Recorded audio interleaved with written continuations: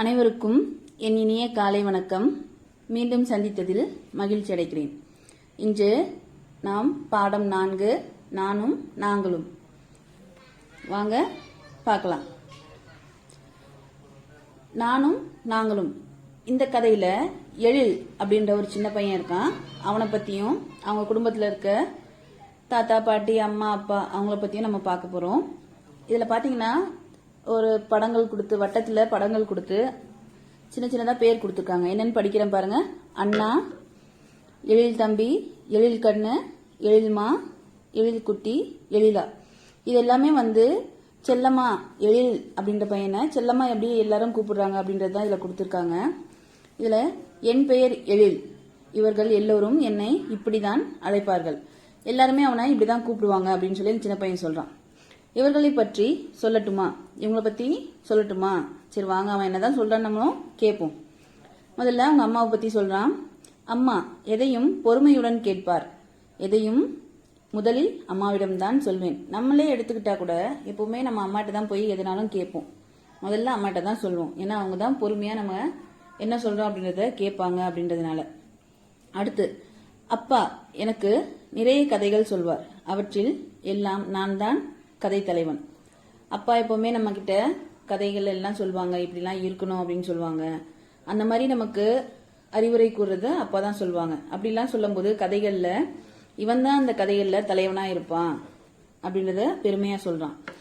அடுத்து தாத்தா, தாத்தாவுடன் வெளியில் செல்வது எனக்கு பிடிக்கும், அடிக்கடி செல்வேன். எப்பவுமே தாத்தா பாட்டிலாம் இருந்தாங்கன்னா தாத்தா கிட்டலாம் என்ன பண்ணுவோம், கடைக்கு போவாங்க, நம்ம ஆசைப்பட்டது கேட்டா வாங்கி தருவாங்க. அதனால என்ன பண்ணுவோம், அடம் பிடிச்சாது நம்ம தாத்தா கூட போகணும் அப்படின்னு ஆசைப்படுவோம். நானும் அப்படிதான் ஆசைப்படுவேன். நீங்களாம் எப்படி? இதுலயும் எழில் எப்படி என்ன பண்றான், அவங்க தாத்தா கூட வெளியே அடிக்கடி போவேன் அப்படின்னு சொல்லியிருக்கான். அடுத்தது பாட்டி, பாட்டி நன்றாக பாடுவார், நானும் அவரோடு சேர்ந்து பாடுவேன். என்னோட பாட்டியெல்லாம் பாட்டெல்லாம் நல்லா பாடுவாங்க, கதை நிறைய சொல்லுவாங்க. அதே மாதிரி எழில் அந்த பையனோட பாட்டியும் நல்லா பாட்டு பாடுவாங்களாம். அவங்க பாடுறது மட்டும் இல்லாம அவன் அந்த பாடல்களை கேட்டு அவனும் சேர்ந்து பாடுவேன் அப்படின்னு சொல்லியிருக்கான். அடுத்து நான் செய்வதையே குட்டி தங்கையும் செய்து காட்டுவாள், பார்க்க சிரிப்பாக இருக்கும். நம்ம வீட்டுல தங்கச்சி தம்பிலாம் இருந்தா என்ன பண்ணுவாங்க, நம்ம செஞ்சதையே செய்வாங்க. நம்ம படிக்க உட்காந்தனா அவங்களும் ஒரு நோட்டு புக் எடுத்து படிக்க உட்காருவாங்க. இந்த மாதிரி செயல்கள் சின்ன சின்னதாக செய்வாங்க. விளையாடும் போதும் நம்ம என்னதான் பண்றோம், என்னெல்லாம் செய்யறோமோ அதெல்லாம் அவங்களும் திருப்பி செய்வாங்க. அதை பார்க்கும்போது நம்மளுக்கே எப்படி இருக்கும், சிரிப்பா இருக்கும். அதுதான் எழிலும் சொல்லியிருக்கான் நம்ம கிட்ட. அடுத்ததா உறவினர்கள், நம்ம மட்டும் இல்லாம நம்ம குடும்பத்துல மட்டும் இல்லாம நம்ம அத்தை மாமா சித்தி சித்தப்பா இவங்கெல்லாம் நமக்கு வீட்டுக்கு வந்தாலே எப்படி இருக்கும், ஒரே சந்தோஷமா இருக்கும். ஏன்னா எல்லாரும் அவங்க மட்டும் வர மாட்டாங்க, கூட அவங்களோட பிள்ளைகளையும் கூட்டிட்டு வருவாங்க. அந்த பிள்ளைகள் கூட நம்ம என்ன பண்ணலாம், சந்தோஷமா விளையாடலாம். உறவினர்கள் எப்போது வீட்டுக்கு வந்தாலும் எனக்கு மகிழ்ச்சி தான். சரிங்களா? அப்போ நம்ம வீட்லயும் யாராவது சொந்தக்காரங்க வந்தா நமக்கு எப்படி இருக்கும், சந்தோஷமா இருக்கும். எனக்கு நண்பர்களுடன் கால்பந்து விளையாட பிடிக்கும். நண்பர்கள் அப்படின்னு சொன்னாலே நமக்கு ஒரு சந்தோஷம் தான். நண்பர்கள் வந்தாலும் எப்பனாலும் நம்ம விளையாடுவோம். படிக்கிறதா இருந்தாலும் சரி, எழுதுறதா இருந்தாலும் சரி, எல்லாம் ஒன்னா செய்யும் போது அது ஒரு தனி சந்தோஷம் தான். எழிலுக்கு கால்பந்து விளையாடணும்னா ரொம்ப பிடிக்கும். கால்பந்துனா என்னன்னு தெரியுமா? நம்ம ஃபுட்பால்னா இங்கிலீஷ்ல சொல்லுவோம் இல்லையா, அதுதான் கால்பந்து. அடுத்து இது என் செல்ல நாய்க்குட்டி, எப்போதும் என்னையே சுற்றி சுற்றி வரும். இது என்னை எப்படி அழைக்கும் தெரியுமா? நாய்க்குட்டி பொதுவாகவே லொல் லொல் அப்படிதான் சொல்லுவோம். இவன் அந்த லொல் லொல் அப்படின்றது தான் அவனை கூப்பிடுறது அப்படின்னு நினைச்சிட்டு இருக்கான்.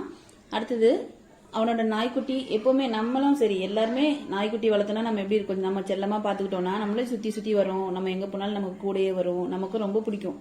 ஏன்னா செல்லமா விளையாடும் போது எல்லாருக்கும் ரொம்ப பிடிக்கும். சரி, மகிழ்ச்சி. நான் நண்பர்களுடன் விளையாடும் போதும் உறவினர்களுடன் இருக்கும் போதும் மகிழ்ச்சியாய் இருப்பேன். நீங்கள் எப்போதெல்லாம் மகிழ்ச்சியாய் இருப்பீர்கள்?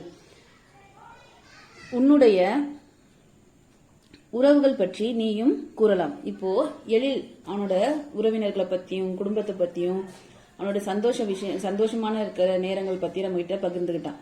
இதே மாதிரி நீங்களும் உங்களுக்கான பிடித்த விஷயங்கள், உங்க குடும்பத்துல உங்களுக்கு என்னெல்லாம் பிடிக்கும் அப்படின்றத பத்திலாம் நீங்களும் உங்க பெற்றோர்களுடன் சேர்ந்து கருத்துக்களை வெளிப்படுத்துங்க.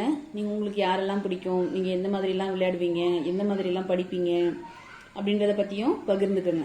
சரிங்களா? இன்னைக்கு இந்த வகுப்பை நான் இதோட முடிச்சுக்கிறேன். இதோட பயிற்சிகளை அடுத்த வகுப்பில் உங்களுக்கு நான் சொல்லிக் கொடுக்குறேன். சரிங்களா? நன்றி. மீண்டும் நாளை சந்திப்போம்.